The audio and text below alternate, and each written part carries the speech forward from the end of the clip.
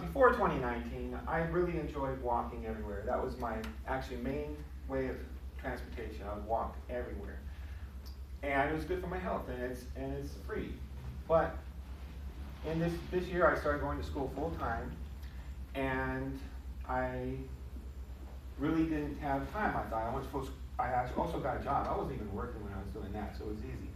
I had a job, working full time, going to school full time. So I stopped walking so much. And of course, it's not just me. There's the luxuries of modern luxuries. There's television and all the different ways of entertainment where you just sit there.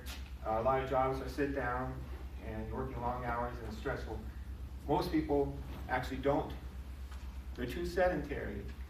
And we were evolved to be active. According to Fries Gens et al., we're not exercising enough according to how we were evolved. So, in addition to smoking, poor diet, air pollution, inactivity is a leading cause of chronic diseases like diabetes, cancer, and heart disease. This is according to Akbar and Rada running for the World Health Organization in 2019.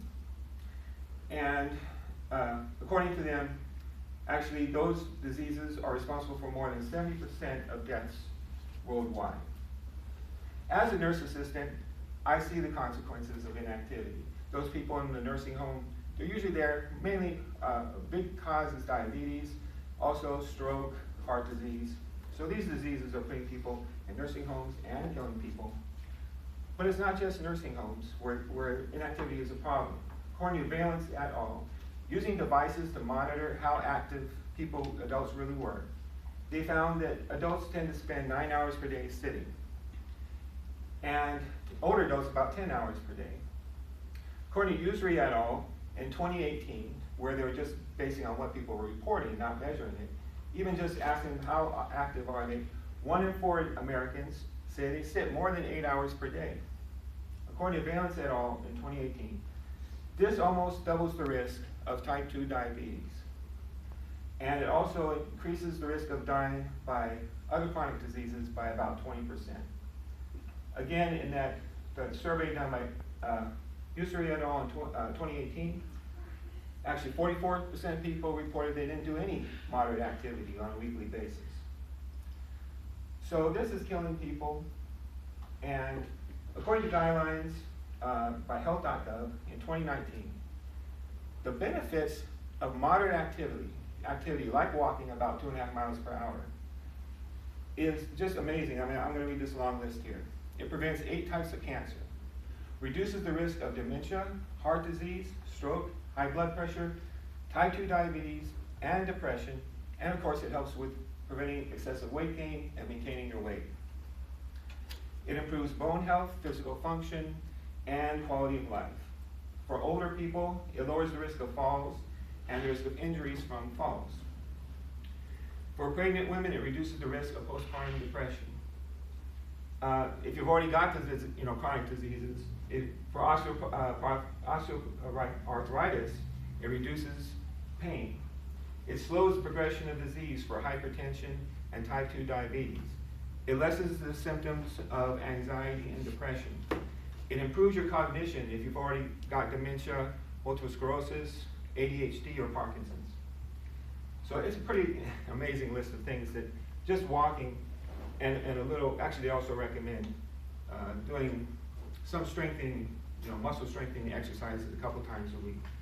The guidelines from that, the World Health Organization for 2019, or health.gov, I'm sorry, in 2019, the guidelines are to go 150 minutes a week doing the moderate activity, like walking 2.5 miles per hour, and those twice a week muscle strengthening activities. According to Harvard Health Publishing in 2009, they looked at just walking in particular and found that moderate walk, that walking at that speed, did cut the odds of dying by 32%.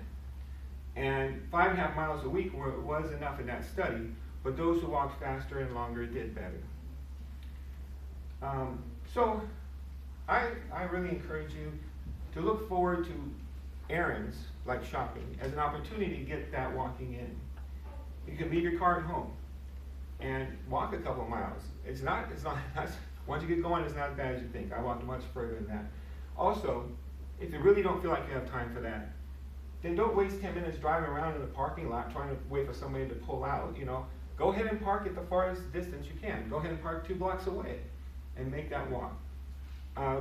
When you have the opportunity, take stairs instead of the elevator.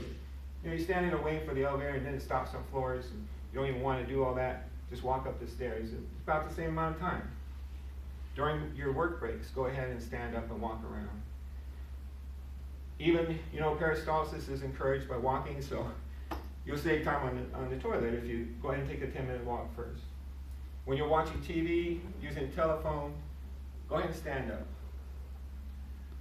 So in summary, modern conveniences and entertainment and work requirements have encouraged the epidemic of sedentary behavior, which is causing diseases like cancer, heart disease, and diabetes. You can counteract this trend by making walking your first choice for transportation, and you can meet the U.S. guidelines for aerobic activity of 100 minutes per week pretty easily that way. So I urge you to look for every opportunity and look forward to them instead of avoiding them. Look for those opportunities to walk. All right, thank you for helping with COMM102.